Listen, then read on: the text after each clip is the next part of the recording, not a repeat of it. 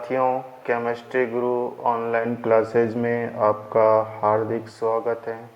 जैसा कि आप देख रहे हैं कि मैं चैप्टर सेकंड स्टार्ट करने वाला हूं। दोस्तों ये 12th क्लास में चाहे आरबीएसई बोर्ड हो अथवा सीबीएसई बोर्ड हो, ये चैप्टर सेकंड है। इस चैप्टर के माध्यम से दोस्तों आज अपन विलियन के प्रकार के बारे में अध्ययन करेंगे। तो दोस्तों इसमें जो आरबीएसई बोर्ड है उसमें दोस्तों 3 अंक के क्वेश्चन पूछे जाते हैं। कितने अंक के साथियों? 3 अंक के क्वेश्चन पूछे जाते हैं। यानी इसमें आरबीएसई बोर्ड में 3 नंबर के क्वेश्चन आने वाला है। अब बात करते हैं दोस्तों कि सबसे पहले जैसे कि मैंने हेडिंग डाल रखी है सॉल्यूशन। तो ये सॉल्यूशन होता क्या है, किसे कहते हैं सॉल्यूशन? तो देखिए साथियों, सॉल्यूशन किसे कहते हैं, क्या होता है? तो सबसे पहले बात करते हैं विलियन किसे कहते हैं। तो मैं पहले बात करूँगा 2 या 2 से अधिक। क्या होता है दोस्तों? 2 या 2 से अधिक, 2 या 2 से अधिक पदार्थों का, 2 या 2 से अधिक पदार्थों का समांगी मिश्रण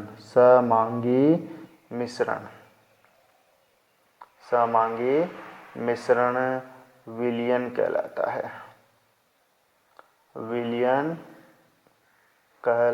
है। अब ये दोस्तों इसमें आया है समांगी मिश्रण होता क्या है। समांगी मिश्रण, समांग, इसको संधि विच्छेद कर देते हैं दोस्तों। समान प्लस अंगी, यानी जिसमें दो पदार्थ मिलने के बाद एक अंग जैसा हो जाते हैं, जैसे नमक प्लस पानी। अब आपको पता चलेगा क्या मैंने नमक और पानी मिलाया कि नहीं मिलाया? पानी गिलास पड़ा हुआ, नमक तो घुल जाएगा दोस्तों, नहीं पता चलेगा ना। तो इस तरह से मिश्रण को बोलते हैं समांगी मिश्रण। जैसे एक और होता है, जैसे मैं बोलता हूँ रेत प्लस पानी। अब आप कैसे भी कर लो, रेत पानी में घुलेगा क्या? नहीं ना। तो इसे बोलते हैं दोस्तों विषमांगी मिश्रण। आगे बात समझें दोस्तों। चलो अब बात करते हैं 2 या 2 से अधिक पदार्थों का समांगी मिश्रण। पदार्थों का कौन सा मिश्रण है? समांगी मिश्रण। क्या कहलाता है? विलियन कहलाता है। क्या कहलाता है साथियों? विलियन कहलाता है। आगे बात समझो दोस्तों। अब अपन बात करते हैं कि विलियन बनता किस किस से है। तो देखिए दोस्तों, विलियन जो बनता है वो मुख्य रूप से 2 पदार्थों से मिलकर के बना होता है। पहला जो विलियन है, जैसे मैं बोल रहा हूँ ये विलियन है, और ये विलियन 2 पदार्थों से मिलकर बना है। एक पदार्थ तो दोस्तों है विलायक। एक पदार्थ क्या है दोस्तों? विलायक। और दूसरा क्या होगा? विलेय। विलेय पदार्थ और भी हो सकते हैं। दोस्तों। तो सबसे पहले बात करते हैं विलायक किसे कहते हैं। विलायक उसे बोलते हैं जो अधिक मात्रा में हो। जो अधिक मात्रा में हो उसे को अपन क्या बोलना है साथियों? विलायक। और जो कम मात्रा में हो उसे क्या बोलते हैं? विलेय। जैसे मैं बोलता हूँ नमक प्लस पानी, यानी नमक और पानी का मिश्रण बनाया गया है। अब बताओ आप ज़्यादा क्या लोगे? ज़्यादा पानी होगा। पानी क्या होगा?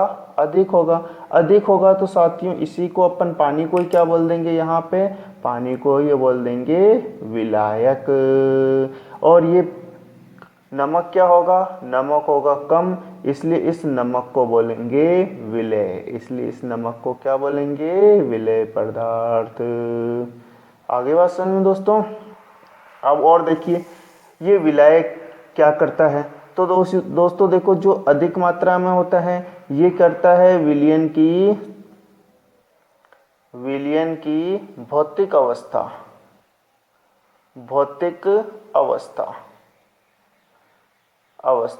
बताता है। ये विलयन की भौतिक अवस्था को दर्शाता है दोस्तों। कौन सी अवस्था को दर्शाता है? भौतिक अवस्था को। जैसे आपने देखा नमक प्लस पानी, नमक प्लस पानी। अब पानी की अवस्था कौन सी है? पानी की अवस्था कौन सी है? द्रव। पानी की अवस्था कौन सी है साथियों? द्रव। तो इन दोनों का मिश्रण के बनने के बाद में जब विलयन बनेगा, विलयन की भौतिक अवस्था भी क्या होगी? विलयन की भौतिक अवस्था भी होगा, जैसे मैं बोल देता हूँ, नमक का जलीय विलयन, नमक का जलीय विलयन। और इस नमक का जलीय विलयन की भौतिक अवस्था भी क्या होगी साथियों? द्रव होगी कि नहीं होगी? नमक का जलीय विलयन की भौतिक अवस्था भी कौन सी होगी साथियों? द्रव ही होगी। आगे बात समझ में? चलो देखिए, अब अपन बात करते हैं साथियों कि ये जो विलयन है वो विलयन कितने प्रकार के होते हैं। तो सबसे पहले मैं इसमें हेडिंग डाल रहा हूँ, विलयन के प्रकार। विलयन के प्रकार। दोस्तों विलयन कई प्रकार के होते हैं, लेकिन उनका वर्गीकरण का आधार अलग अलग होता है। वर्गीकरण का आधार अलग अलग होता है। जैसे कि मैं बोलता हूँ, जो अपना सिंपल है, अभी अपन ने देखा था विलयन की भौतिक अवस्था कौन सी आ रही थी? द्रव। विलयन की भौतिक अवस्था कौन सी आ रही थी? द्रव। तो अपन इसी के आधार पर बात करते हैं जो अवस्था है। तो सबसे पहली हो जाएगी भौतिक अवस्था के आधार पर। कौन से अवस्था के आधार पर साथियों? भौतिक अवस्था के आधार पे। अब आपको पता है पदार्थ की कितनी अवस्था होती है साथियों? यहाँ अपन देख लेते हैं।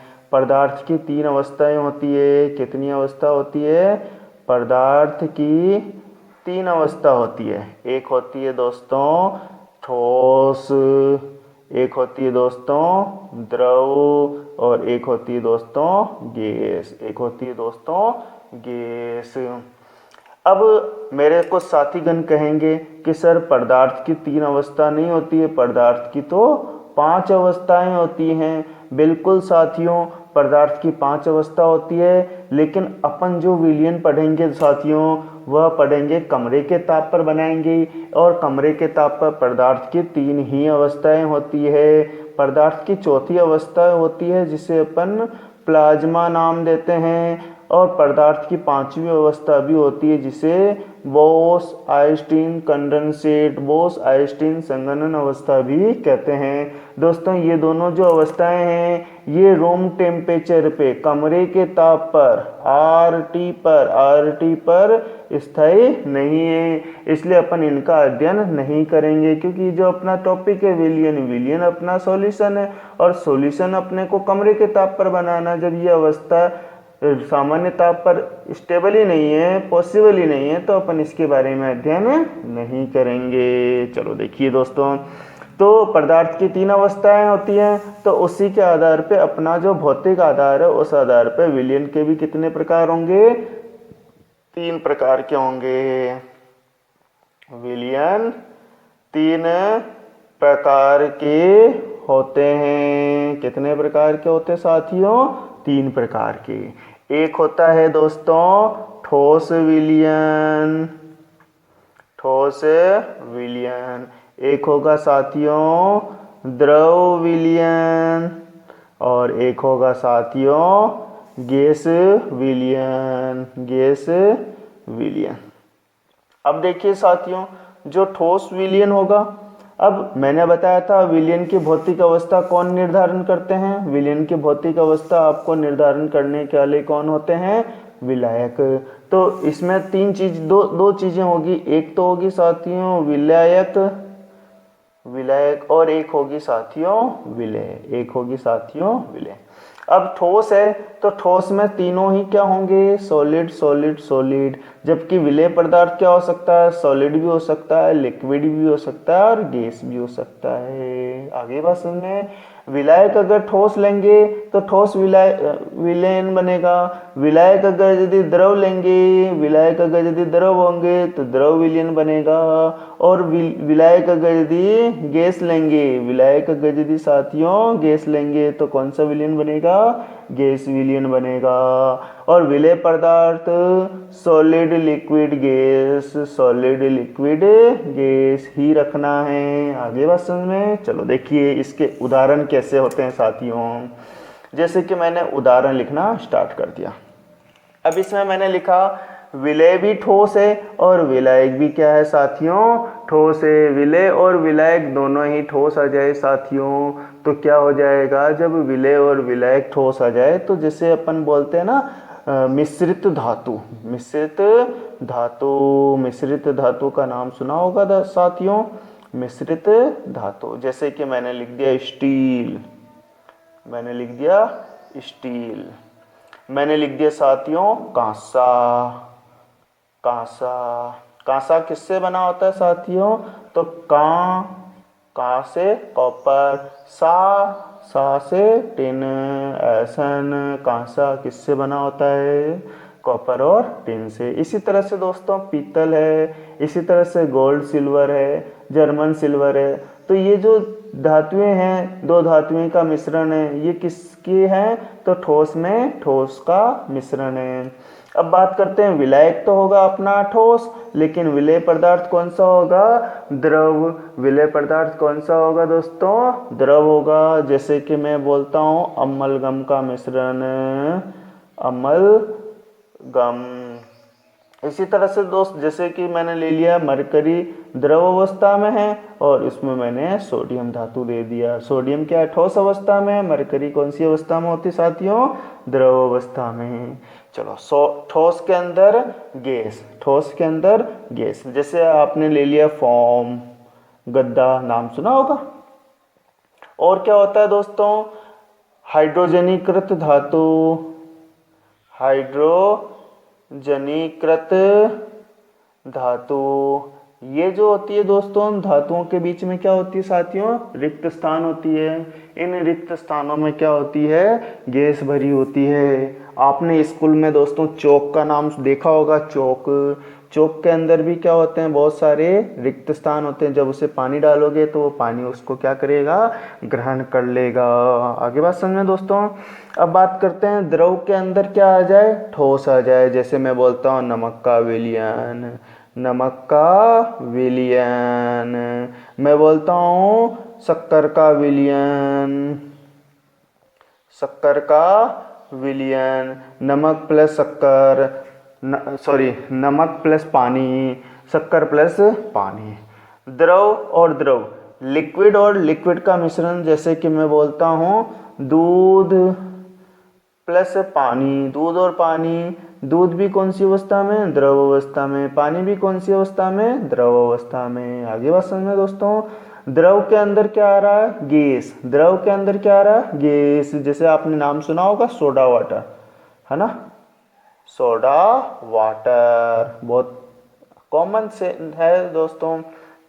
चलो नेक्स्ट बात करते हैं, गैस के अंदर क्या आ जाए, विलायक क्या आ जाए, गैस। और विलेय पदार्थ कौन सा आ जाए, विलेय पदार्थ आ जाए ठोस। हाँ तो देखिए दोस्तों, गैस विलेय है। जैसे कि मैंने ले लिया अमोनियम क्लोराइड का Na4Cl का ऊर्ध्वपातन, ऊर्ध्वपातन। सोडियम क्लोराइड कौन सी अवस्था में होती है साथियों, सोडियम क्लोराइड होती है सॉलिड अवस्था में। कौन सी अवस्था में, सॉलिड। और जब ये NaCl गैसीय अवस्था में आएगा, सॉरी दोस्तों इसको मैं ऐसे यहाँ लिख देता हूँ, NH4Cl पहले सॉलिड अवस्था में सा है, जब इसे गर्म कर देंगे तो ये बन जाएगा दोस्तों NH4Cl। और ये कौन सी अवस्था में आ जाएगी, गैसीय अवस्था में आ जाएगी। अब ये है तो ठोस अवस्था ही है, लेकिन जब ये गैस अवस्था में आ जाएगा तो उस समय इसमें हवा क्या होगी, गैस होगी। हवा क्या होगी, गैस होगी। यानी हवा के अंदर ये ठोस रूप में क्या है, घुलनशील है। बात करते हैं गैस के अंदर क्या आ जाए, द्रव। बिल्कुल कॉमन सा उदाहरण लिखा रहा हूं, बादल, है ना, बादल। जलवाष्प, जलवाष्प में क्या होता है साथियों, जब अपन गैस को इधर उधर देखते हैं, गैस में क्या होती है, वाष्प की बूंदे। अब वाष्प क्या है, द्रव अवस्था में होती है। नेक्स्ट है दोस्तों, गैस में, गैस जैसे वायुमंडल, वायुमंडल। वायुमंडल में क्या है साथियों, सबसे ज्यादा मात्रा में कौन सी है, नाइट्रोजन। तो नाइट्रोजन एज ए क्या है, विलायक। नाइट्रोजन क्या है, विलायक। बाकी अन्य जो गैसें हैं वो सारी के सारे क्या हैं, अन्य गैसें जो है वो क्या है साथियों, विलेय। अन्य गैसें क्या है, विलेय पदार्थ। ठीक है दोस्तों, ये थे दोस्तों भौतिक अवस्था के आधार पर। भौतिक अवस्था के आधार पर विलयन कितने प्रकार के होते हैं, 3 प्रकार के होते हैं, ठोस विलयन, द्रव विलयन और गैस विलयन। ठोस विलयन किसे कहते हैं, जिसमें विलय की अवस्था कौन सी हो, ठोस हो। द्रव विलयन किसे कहते हैं, जिसमें विलय की भौतिक अवस्था क्या हो, द्रव हो। और गैस विलयन किसे कहते हैं, जिसमें विलय की भौतिक अवस्था क्या हो, गैस हो। विलय की भौतिक अवस्था जो है उसी के आधार पर विलयन की भौतिक अवस्थाएं होती हैं साथियों। अब अपन बात करते हैं साथियों विलयन की अन्य प्रकार में। देखिए दोस्तों, विलयन के अन्य प्रकार हैं दूसरे प्रकार। विलयन का दूसरा प्रकार है, पहला प्रकार भौतिक अवस्था के आधार पर लिखा था, और दूसरा जो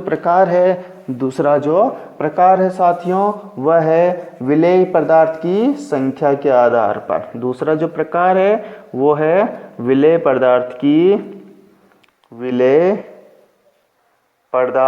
की संख्या के आधार पर।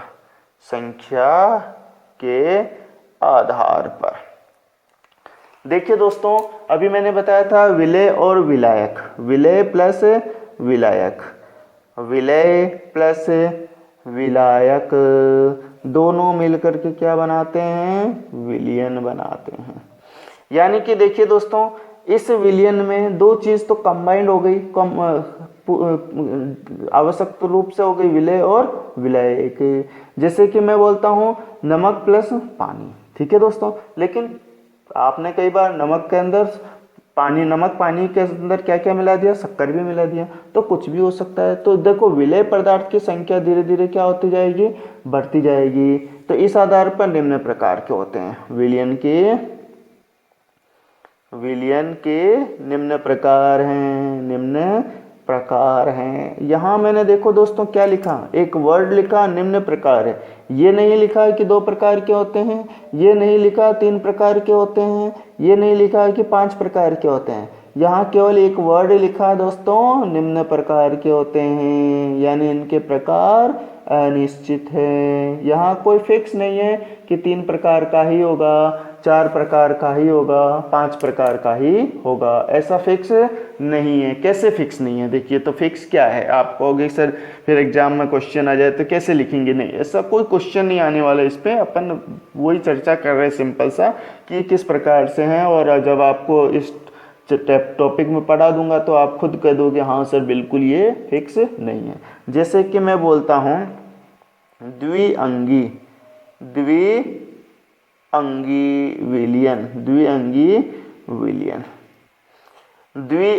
विलयन। देखो दोस्तों क्या लिखा, द्विअंगी का मतलब क्या होगा, वह विलयन जिसमें 2 अंग। इसके कितने अंग हैं, 2 अंग। देखो परिभाषा अपने वर्ड को याद रख के ही निकालना है। वह विलयन जिसके कितने अंग हैं, 2 अंग। यानी कि वह विलयन जिसमें एक तो विलायक हो, विलायक की संख्या कितनी हो साथियों, 1 हो। विलायक की संख्या कितनी हो, 1 हो।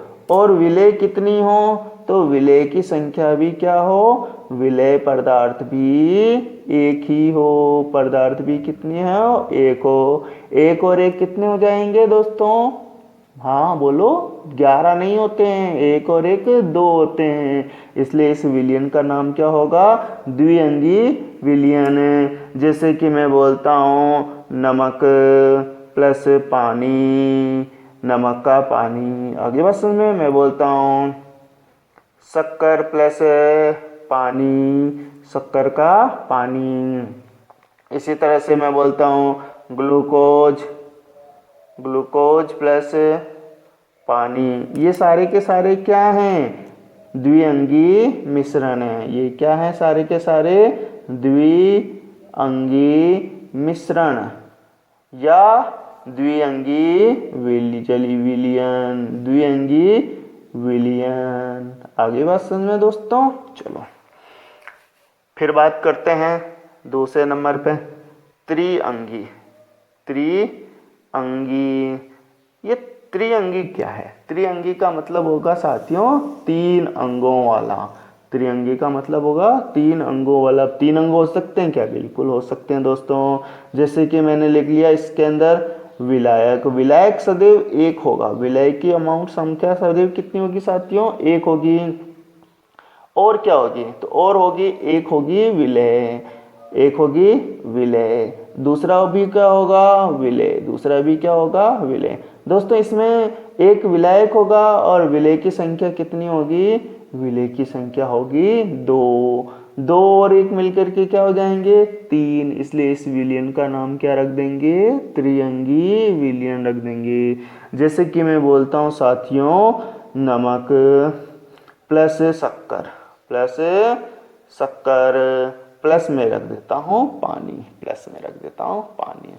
अब देखिए ये दो तो क्या है? विलय हैं। ये दोनों तो क्या है? विलय हैं। ये भी सॉल्यूट ये भी क्या है? सॉल्यूट है ना। और ये आपका क्या है? सॉल्वेंट है। ये आपका क्या होगा? सॉल्वेंट होगा। अब इसमें कितने हैं साथियों? नमक, शक्कर, पानी, कुल 3 हो जाएंगे। इसलिए इसको क्या बोलेंगे? त्रिअंगी मिश्रण या विलयन। अब देखो एक और होता है, तीसरा और मैं लिख देता हूं, चतुष्अंगी। चतुष्अंगी यानी इसमें कितने अंग होंगे? 4 होंगे। यानी इसमें क्या होगा? एक विलायक, बोलो फटाफट से, 3 विलय। आगे बात समझ में? अब आपको समझ में आ रहा होगा दोस्तों। पंचअंगी, षष्ठअंगी, सप्तअंगी, इस तरह से कई सारे चलते जाएंगे। और लास्ट में अपन क्या बोल देंगे? बहुअंगी। लास्ट में क्या बोल देंगे दोस्तों? बहुअंगी। जैसे कि मैंने लिख दिया एक विलायक प्लस 3 विलय। जैसे कि मैंने इसमें लिख दिया पानी प्लस नमक प्लस शक्कर प्लस नींबू का रस, नींबू का रस। और इन सबको जब मिला देंगे साथियों तो एक अच्छा सा बनता है, उसे बोलते हैं शरबत। उसे क्या बोलते हैं साथियों? शरबत। बहुत अच्छा सा नाम है, शरबत, है ना दोस्तों।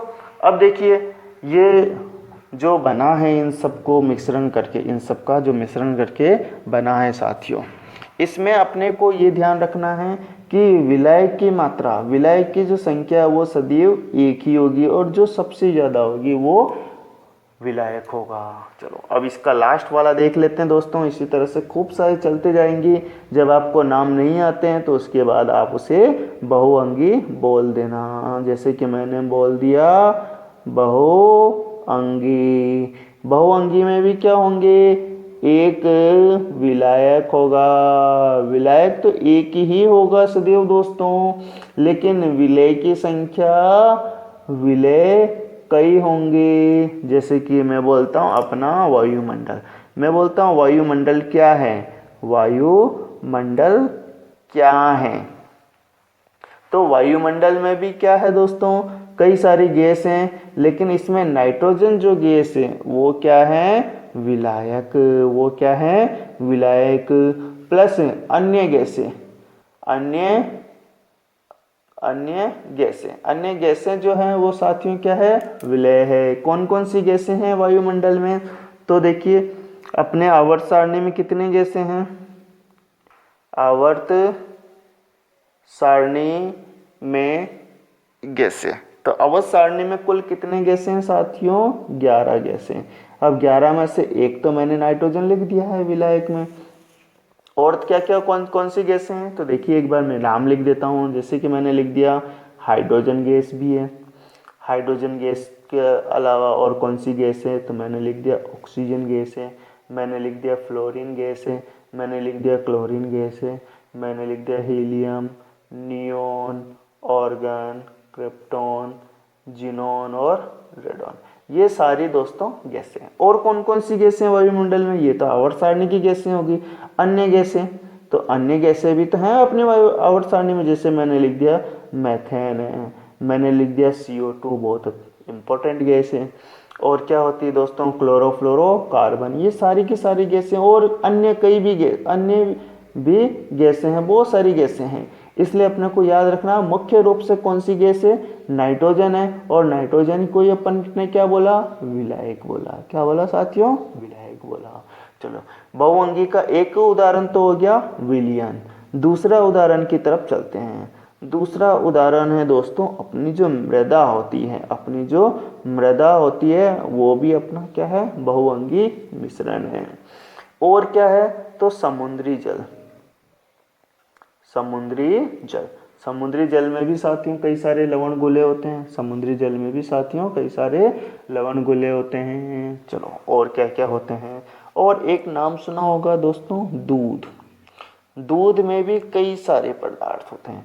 दूध में मुख्य रूप से एक तो होता है जल, एक तो होता है दोस्तों जल, एक होता है खनिज लवण, खनिज लवण, कार्बोहाइड्रेट, कार्बोहाइड्रेट, प्रोटीन, वसा और विटामिन, इतने सारे होते हैं दोस्तों। तो इसलिए दूध भी क्या है, दूध भी अपना एक तरह से विषमांगी या बहुअंगी विलयन है। और इसमें विलायक जो होगा वो जल होगा। समुद्री जल में भी विलायक कौन सा होता है दोस्तों, जल होता है। आगे बात समझ में। तो ये थी अपने दोस्तों विलयन का दूसरा प्रकार। अब अपन साथियों विलयन के तीसरे प्रकार में चल रहे हैं। विलयन के तीसरे प्रकार बहुत ही इंपॉर्टेंट है। विलयन का तीसरा प्रकार भी देखिए दोस्तों, विलयन के 3 प्रकार हैं। तीसरे प्रकार में इसका वर्गीकरण का आधार जो है वह है संतृप्तता के आधार पर, संतृप्तता के आधार पर वर्गीकरण कौन सा है, संतृप्तता है।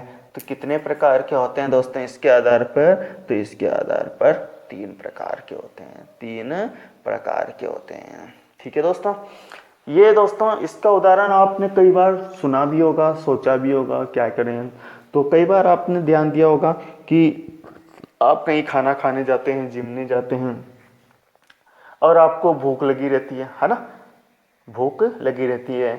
तो आपने सबसे पहले 1 काजू कतली खा ली, 2 खा ली, 3 खा ली, क्या तो उसके बाद आपका भूख मिट गया क्या, नहीं मिटा ना। आपने कई सारी चीजें खा ली, एक समय ऐसा आएगा जब आपका भूख क्या होगा, मिट जाएगा और आपकी इच्छा समाप्त होगी। आपके सामने काजू कतली वाला आएगा तो भी आप कहोगे कि सर अब इच्छा नहीं हो रही है, अब इच्छा नहीं हो रही है, आप उसे मना कर दोगे कि भी अब नहीं चाहिए। लेकिन उस अवस्था में भी क्या होता है, कोई दोस्त जानबूझकर, होता ही है आपके, वो दोस्त क्या करता है, आपको जानबूझ के आपकी थाली में कुछ काजू कतली डाल देता है दोस्तों, कुछ काजू कतली डाल देता है। तो आप उसे क्या करते हो, झूठा छोड़ के आते हो। आप उसे क्या करते हो दोस्तों, झूठा करके आते हो, छोड़ के आते हो। कई बार आप उसे जबरदस्ती में खा लेते हैं तो आपको क्या हो जाती है, उल्टी हो जाती है, होती कि नहीं होती है।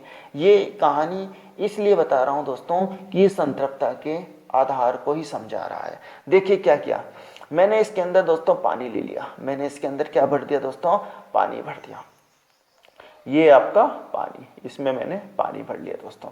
अब मैंने क्या किया दोस्तों, ये जो पानी भरा है इसमें, ये जो पानी भरा है, इस पानी में मैं धीरे धीरे करके नमक डाल रहा हूँ। पानी में धीरे धीरे करके क्या डाल रहा हूँ, नमक डाल रहा हूँ। क्या मैंने 1 चम्मच नमक डाला और मैंने इसको मिलाया तो घुल गया, 2 चम्मच डाला तो भी घुल गया, 3 चम्मच डाला तो भी घुल गया, 4 चम्मच डाला तो भी घुल गया। जिस तरह से आप काजू कतली खाए जा रहे हो, खाए जा रहे हो, क्या भूख मिट रही, क्या भूख खत्म हो जा रही है क्या 2 काजू कतली खाते ही, नहीं ना। इसी तरह से 1 चम्मच डालते इस विलियन में पूर्ण रूप से घुल जाएगा, दूसरा और डालेंगे तो वो भी क्या होगा दोस्तों, घुल जाएगा। जब मैंने 1 ग्राम डाला, 2 ग्राम डाला, 5 ग्राम डाला, 10 ग्राम डाला, तब तक ये नमक क्या हो रहा है, कंटिन्यू घुलता जा रहा है। आपने ध्यान दिया होगा कई लोग 150 काजू कतली खा लेते हैं। अरे भाई 150 काजू कतली खा लेने के बाद क्या वहाँ जिमन में जो आप गए थे, वहाँ जिमने के बाद में काजू कतली 150 ही थी क्या, नहीं ना, वहां तो काजू कतली की संख्या और सारी थी, लेकिन उस व्यक्ति की एक कैपेसिटी थी, उस आदमी की एक क्या थी, क्षमता थी कि वो 150 काजू कतली खा सकता है। इसी तरह से आपकी भी एक क्षमता होगी दोस्तों, 1 ग्राम, 2 ग्राम, 3 ग्राम, 5 ग्राम, 100 ग्राम, 10 ग्राम, कुछ भी क्षमता हो सकती है। सेम उसी तरह से दोस्तों इस पानी की भी क्या है, एक क्षमता है। इस पानी की भी क्या है साथियों, एक क्षमता है। यह अपने में एक निश्चित ग्राम में, निश्चित संख्या में, निश्चित मात्रा में नमक को क्या कर सकता है, घोल सकता है। नमक को क्या कर सकता है, घोल सकता है। सबकी अपनी अपनी एक कैपेसिटी होती है। आगे बात समझ में दोस्तों। तो देखिए पानी में नमक घुलने की जो कैपेसिटी होती है दोस्तों, वो लगभग 36% होती है। नमक कितना घुल सकता है दोस्तों, 36%। अब अगर यदि मैं इसमें कितना ले लेता हूं, 100 ग्राम पानी ले लेता हूं, तो नमक कितने ग्राम घुल सकता है दोस्तों, 36 ग्राम घुल सकता है कि नहीं घुल सकता है। मान लो आपकी काजू कतली खाने की क्षमता 50 है और आपने 10 काजू कतली खा ली, तो आपका भूख मिट जाएगा क्या, नहीं मिटेगा ना। इसी तरह से आपने 60 खा ली तो क्या होगा, आपके सामने सब कोई 60 काजू कतली लाकर रख देगा, लेकिन आपकी क्षमता कितनी है, 50 की है। अगर आपकी क्षमता 50 की है तो आप 50 खा लोगे, बाकी 10 को क्या कर दोगे, छोड़ दोगे। सेम वही है कि इस जल में नमक के घुलने की क्षमता कितनी है, 36%। तो 36 ग्राम तो नमक घुल जाएगा, लेकिन 37वां ग्राम अगर नमक डालेंगे तो वह नमक इसके अंदर नहीं घुलेगा। जिस तरह से आपकी क्षमता 50 काजू कतली खाने की है, 50 रसगुल्ले खाने की है, आपके सामने 60 रसगुल्ले ला के रख दिए तो आप नहीं खा सकते हो ना। उसी तरह से इसके अंदर भी घुलने की क्षमता वही है। 50 काजू कतली खाने की है और आपके सामने 30 ही रखे तो आपकी भूख रहेगी, आपको आगे 20 और खाऊंगा। सेम वही है। तो इस आधार पे अपन विलयन को 3 भागों में बांटते हैं। एक तो होता है दोस्तों असंतृप्त, एक होता है असंतृप्त विलयन। ठीक है दोस्तों, असंतृप्त विलयन किसे कहते हैं, एक बार मैं लिख देता हूं। एक होता है असंतृप्त, एक होता है संतृप्त विलयन, और तीसरा होता है साथियों अति संतृप्त विलयन। अति संतृप्त 3 प्रकार के होते हैं। देखिए असंतृप्त, आपके रसगुल्ले खाने की क्षमता 50 थी, आपके सामने 10 रखी, 20 रखी, 30 रखी, आप क्या हो, भूखे हो। मतलब ये जो विलयन है इसमें विलेय पदार्थ और घोला जा सकता है, इसमें विलेय पदार्थ और घोला जा सकता है। संतृप्त, आपके अंदर जितनी क्षमता थी उतनी खा चुके हो, यानी कि जितनी इसकी क्षमता थी उतने इसमें विलेय पदार्थ को घोल चुके हैं। अब इसमें विलेय पदार्थ को और अधिक घोला नहीं जा सकता है, और इसमें क्या होगी, विलेय पदार्थ अवक्षेपित हो जाएगा। देखिए मैं क्या लिख रहा हूं, इसमें लिख सकता हूं विलेय पदार्थ, विलेय पदार्थ को और अधिक घोल सकते हैं। इसमें मैं क्या लिख सकता हूं, विलेय पदार्थ को, विलेय पदार्थ को और अधिक नहीं घोल सकते, नहीं घोल सकते हैं। और इसमें मैं क्या लिख सकता हूं, विलेय पदार्थ, विलेय पदार्थ का अवक्षेपण, अवक्षेपण हो जाएगा, अवक्षेपण हो जाएगा। आगे बात समझ में, मतलब आपके रसगुल्ले खाने की क्षमता 50 थी, 50 से कम रख रखा है। आपके रसगुल्ले खाने की क्षमता 50 है तो आपके सामने 50 रसगुल्ले रख दिए, और रसगुल्ले खाने की क्षमता 50 है लेकिन आपके सामने 50 से ज़्यादा रख दिए। आगे बात समझ में। तो इस प्रकार से दोस्तों संतृप्तता के आधार पर विलयन 3 प्रकार के होते हैं। एक होते हैं असंतृप्त विलयन, जिसमें विलेय पदार्थ को और ज़्यादा घोला जा सकता है। दूसरा होता है संतृप्त विलयन, जिसमें विलेय पदार्थ को और अधिक घोला नहीं जा सकता है। और तीसरा होता है अति संतृप्त विलयन, जिसमें विलेय पदार्थ अवक्षेपित हो जाएगा, उसका अवक्षेपण होना स्टार्ट हो जाता है। दोस्तों ये थे दोस्तों अपने विलयन के 3